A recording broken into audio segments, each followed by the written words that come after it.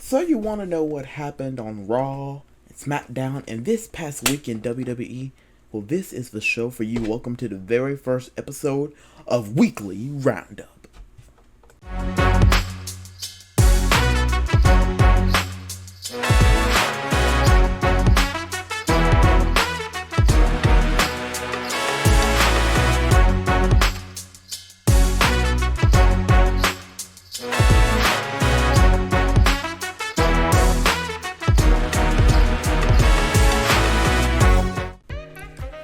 So this past week on Raw has been quite an interesting one. We are on the road to Money in the Bank.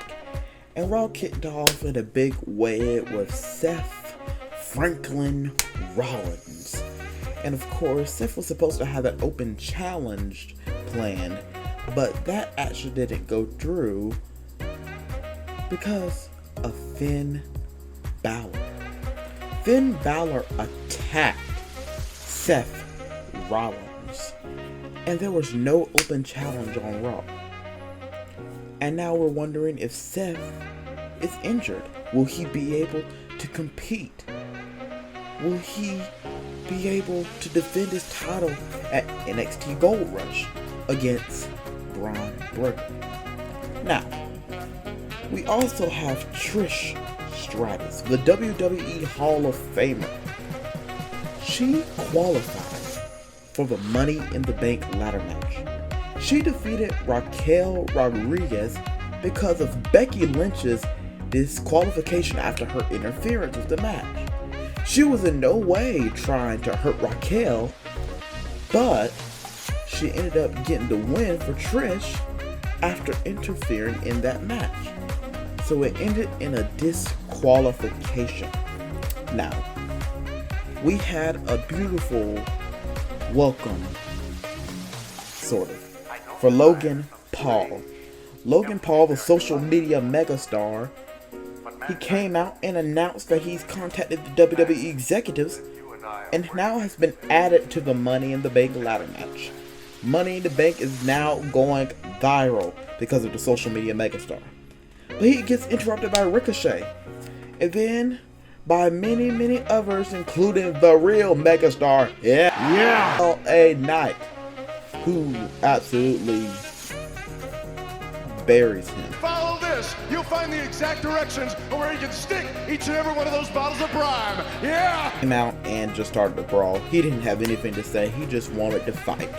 I believe Money in the Bank, the men's Money in the Bank ladder match is going to be pretty good.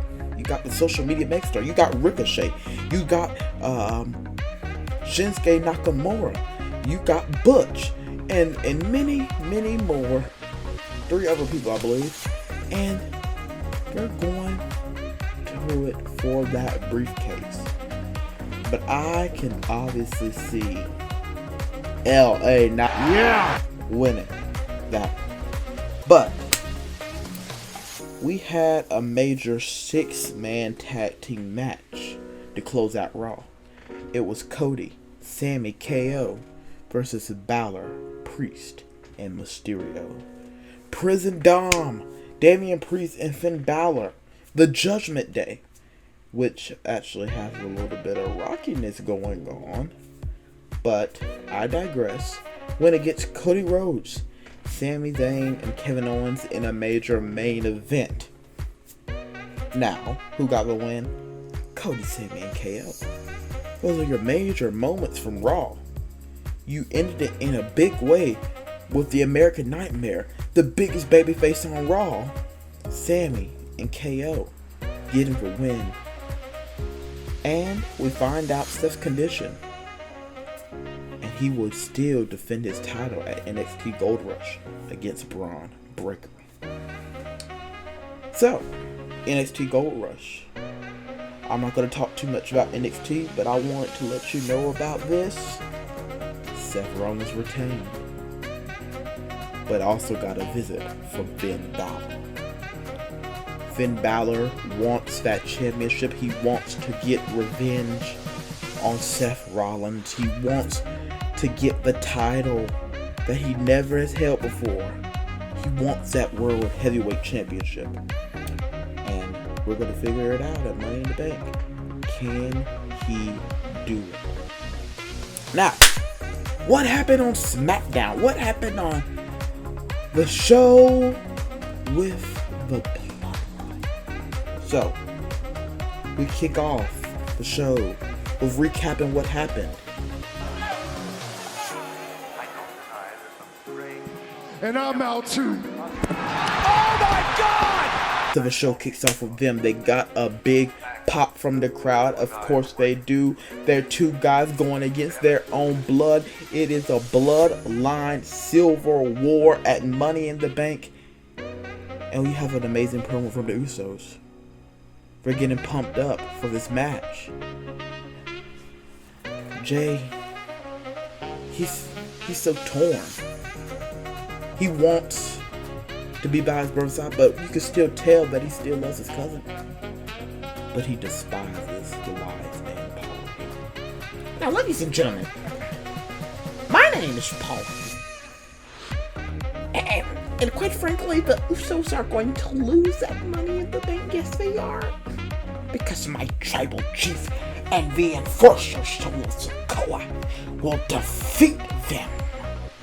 And they will fall in line. And that's not a prediction. That's a spoiler. That was my very bad Paul Heyman impression. But the story from Civil War is furthered. And we can't wait to see what happens next week on SmackDown.